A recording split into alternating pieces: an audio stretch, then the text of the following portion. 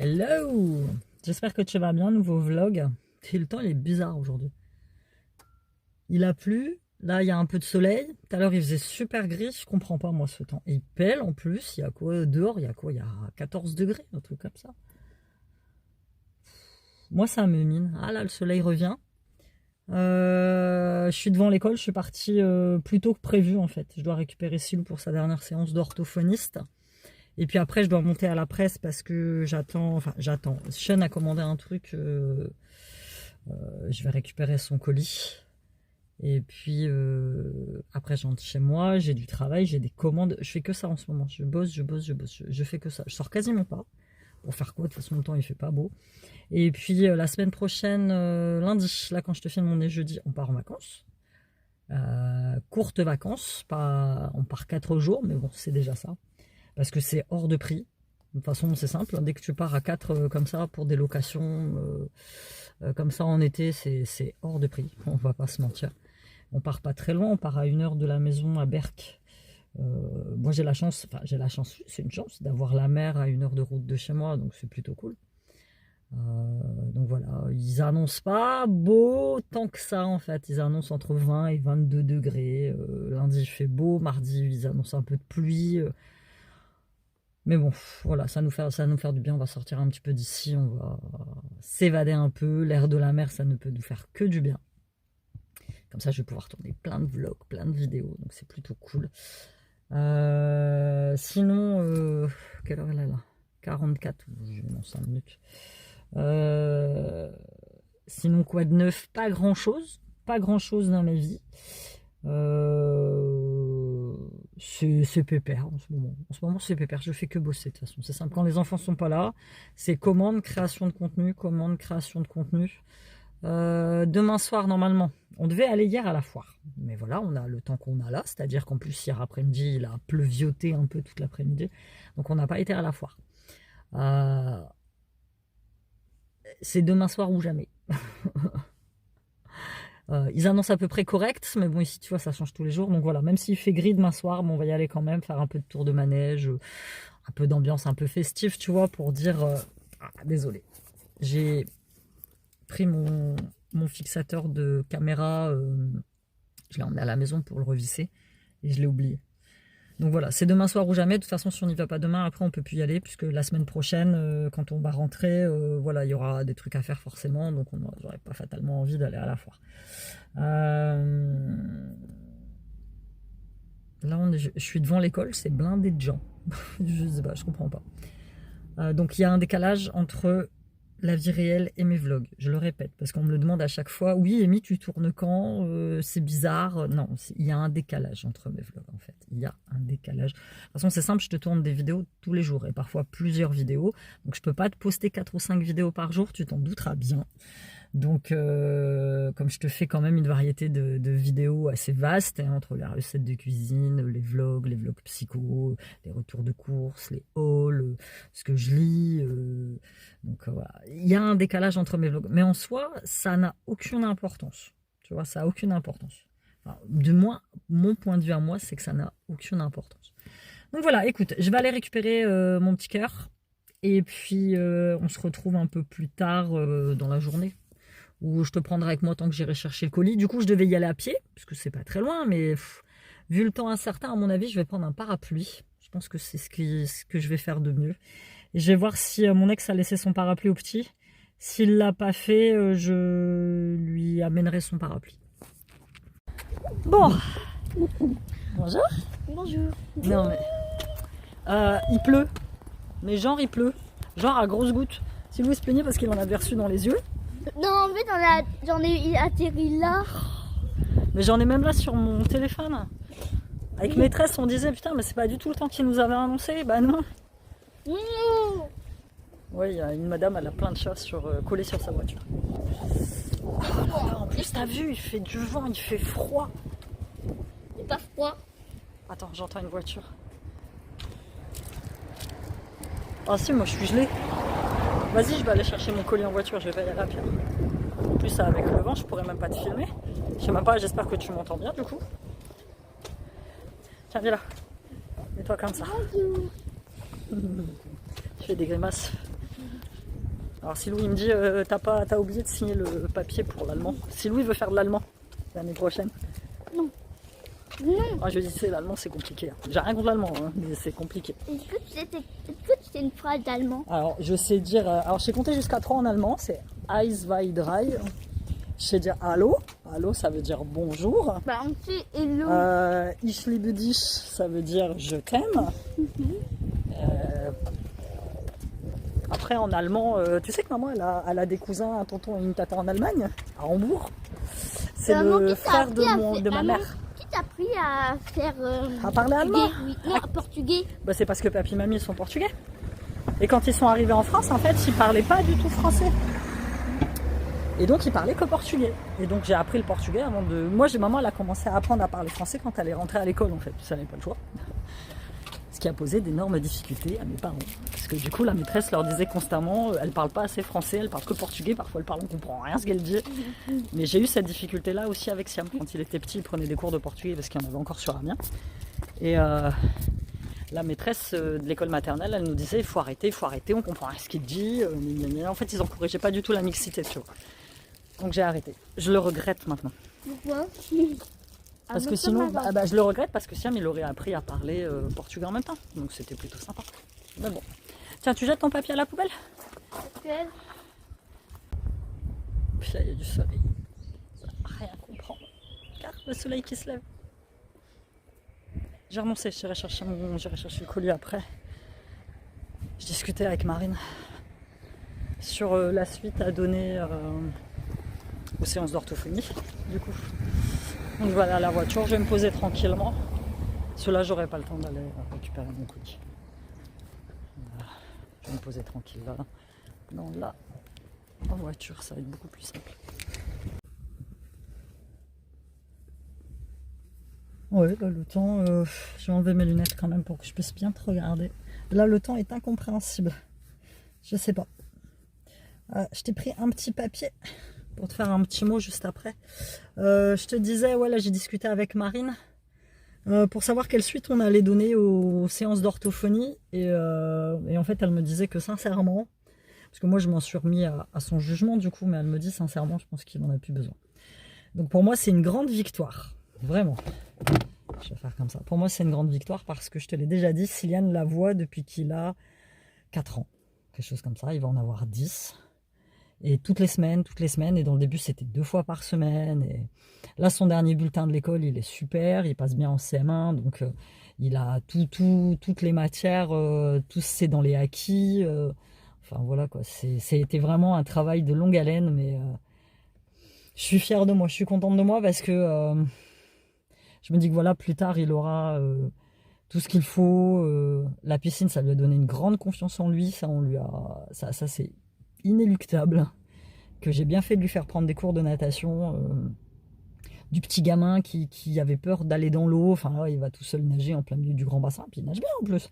Il saute du bord du grand bassin. Il est constamment entouré de gens bienveillants, donc c'est génial. Bon, ça sera pas toujours le cas, puisqu'on vit pas dans un monde de bisounours. Hein. Mais franchement, même ses frères, ils me le disent, hein, du maman, l'orthophonie.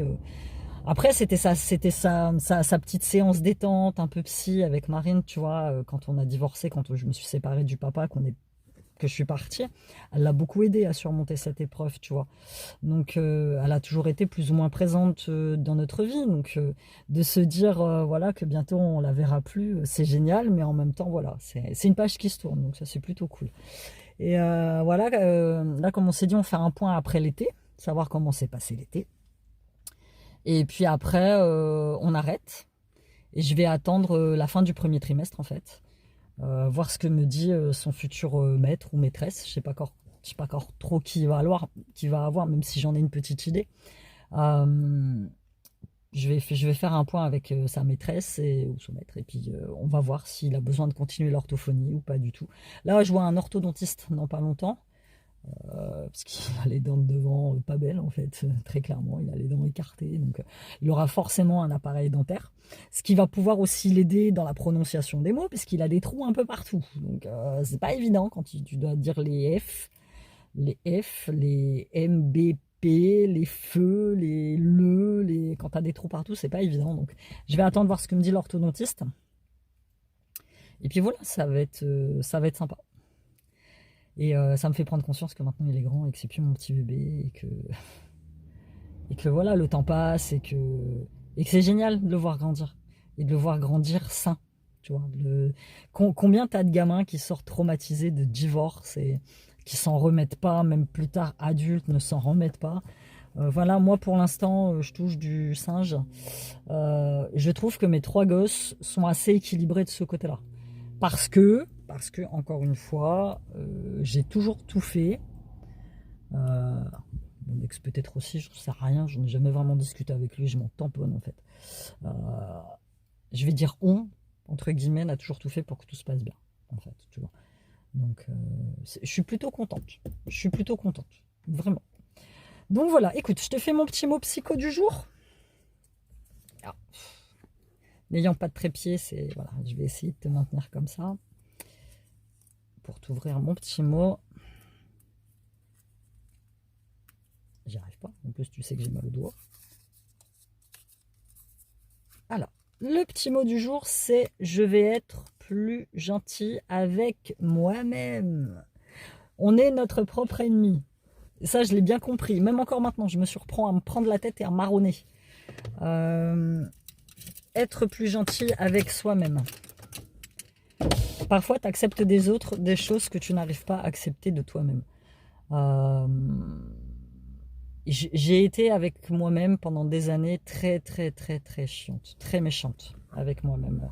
Avec cette petite voix intérieure, tu vois, qui te détruit, qui te démolit, surtout au moment où j'ai décidé de me séparer, où j'avais cette voix à l'intérieur qui me disait ah, mais tu vas le regretter, tu vas pas y arriver toute seule, tu vas pas avoir d'appart, tu auras pas d'argent pour nourrir tes gamins, tu vas te retrouver à la rue, C'était terrible. On est notre pire ennemi. On est notre pire ennemi. Il faut apprendre à faire taire cette voix à l'intérieur, cette voix de connasse là que tu as à l'intérieur.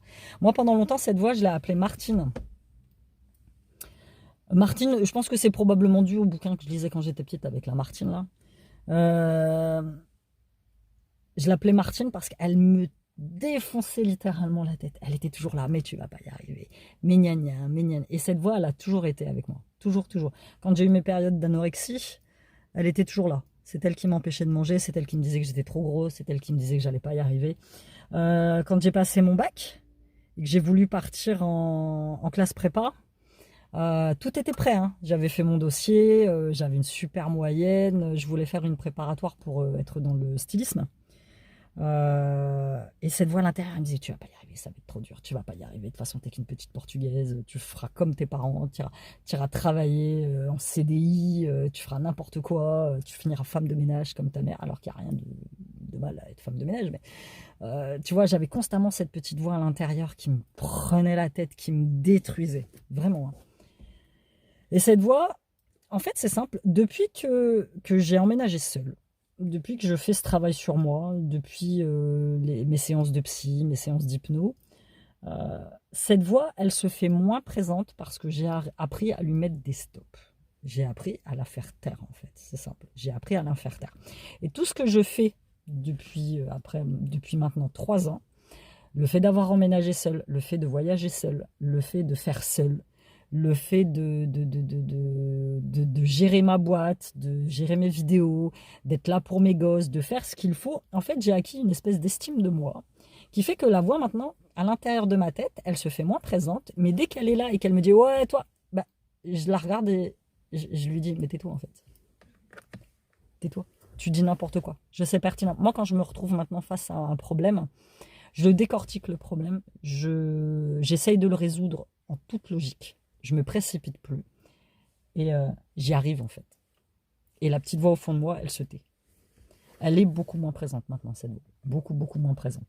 Parce qu'elle a pris conscience, je pense, que je la laisserai plus faire. Je la laisserai plus me mentir, je la laisserai plus me mettre des illusions dans la tête, je la laisserai plus me dire que je peux pas faire ou que je sais pas faire, je la laisserai plus faire ça. C'est terminé. Après, je dis pas qu'elle a disparu. Hein. Parfois, elle est toujours là. Hein, parce qu'on est des êtres humains, qu'on fait des erreurs. Et que ça m'arrive encore de faire des erreurs. Mais chaque erreur est une leçon. Maintenant, tu vois, je pars de ce principe-là. Chaque erreur est une leçon. Quand je me suis fait virer d'Intersport, cette voix, elle est revenue en me disant, ouais, mais tu vois, si ils t'ont pas gardé, c'est que tu méritais pas, c'est que... Non, c'est pas que je le méritais pas. C'est que c'était pas fait pour moi. Et ça, je l'ai compris. Et tu te parles à toi-même. Moi, il y a des moments où je me parle de moi-même. Je me parle de toute seule. Mes gosses me prennent pour une débile, mais parle-toi à toi-même. Il n'y a que toi qui peux te valoriser, qui peut te rassurer, qui peut te dire, voilà, ça c'est comme ça. Il n'y a que toi qui peux faire ça. Les autres, il ne faut pas que tu attendes l'extérieur pour te valider ou pour t'autoriser à faire ce que tu veux faire. Ça sert à rien. Ça sert à rien parce que moi j'ai vite compris que l'extérieur il était fake. Les gens qui peuvent t'aimer le lundi peuvent te détester le mardi. Ils peuvent te re-aimer le mercredi, mais quoi qu'il arrive le jeudi, ils trouveront toujours quelque chose à dire pour te démonter. Les gens à l'extérieur sont fake. L'extérieur est fake. La seule chose qui doit compter pour toi, c'est là. Méditation. Méditation. Tout simplement. Méditation. La seule personne qui doit m'autoriser à faire les choses, c'est moi-même. Et moi, j'avais un problème de validation. C'est l'hypno qui me l'a dit. Il me dit, vous êtes quelqu'un de très entreprenant, vous pouvez faire plein de choses dans votre vie. Elle me dit, vraiment, vous pouvez faire plein de choses, vous pouvez avoir tout ce que vous voulez, mais vous ne vous autorisez pas. Parce que petite, on ne m'a pas appris à me valoriser et on ne m'a pas appris à m'autoriser les choses, tu vois. C'est comme... les gamins à qui tu les emmènes à la foire et tu leur dis, voilà, tu vois, il y a ça, il y a les bonbons et tout, mais tu peux pas les avoir, tu vois. Et ben moi, c'était constamment ça, c'est-à-dire que où que j'aille, je ne m'autorisais pas à faire les choses, je ne m'autorisais pas à faire des trucs que j'aime, je ne m'autorisais pas, voilà. Maintenant, je m'autorise un peu plus qu'avant. Je dis pas que c'est gagné, je dis pas que c'est gagné parce que ça reste quand même difficile, mais je m'autorise à faire les choses. Et ça, c'est top. Tu vois, il y a quelques années, je ne me serais jamais autorisée à partir en voyage seule, sans mes gosses. Parce que j'aurais eu ce sentiment de culpabilité en me disant, ouais, mais c'est pas bien, je vais profiter, mais pas les enfants, ça va être compliqué. Même quand j'étais en couple, je ne me suis jamais autorisée à partir seule quelque part parce que je me disais, c'est pas bien, il faut que je sois avec mon mari, parce que je vais profiter, pas lui, la. Maintenant, je m'en fous. Maintenant, je m'en fous, je profite toute seule. Alors ouais, je profite toute seule. Je vais aller passer mon anniversaire seule, dans un endroit de rêve. Franchement, ça va être trop, trop bien. Maintenant, je m'achète des choses pour moi. Avant, tu vois, je pensais aux gosses. Avant, je disais, je peux pas m'acheter ça parce que j'ai ça. Maintenant, c'est bon. Pense aussi à toi. Fais pour tes gosses, il n'y a pas de souci. Moi, les miens ne manquent de rien. Ils ont même beaucoup plus que prévu. Mais tu vois, tu te rends compte que j'ai attendu l'âge de 48 ans avant d'avoir ma première paire de Vans ou ma première paire de campus ou tu vois, des choses pour moi qui, ça peut te sembler matériel, mais c'est des choses que je voulais depuis tellement longtemps et j'ai attendu d'être plus que majeure et vaccinée pour pouvoir les avoir parce que je ne me suis jamais autorisée à les avoir. Donc voilà, écoute, that's life. Je vais te laisser là parce que j'ai déjà beaucoup parlé, sinon ça va faire un trop grand vlog. Donc dis-moi toi ce que tu penses de la validation. Dis-moi toi si toi aussi tu es ton pire ennemi. Et dis-moi toi ce que tu fais pour te sentir mieux dans ta tête. Parce que c'est important de faire les choses qu'on aime pour se sentir bien. Je te fais plein de bisous. À demain.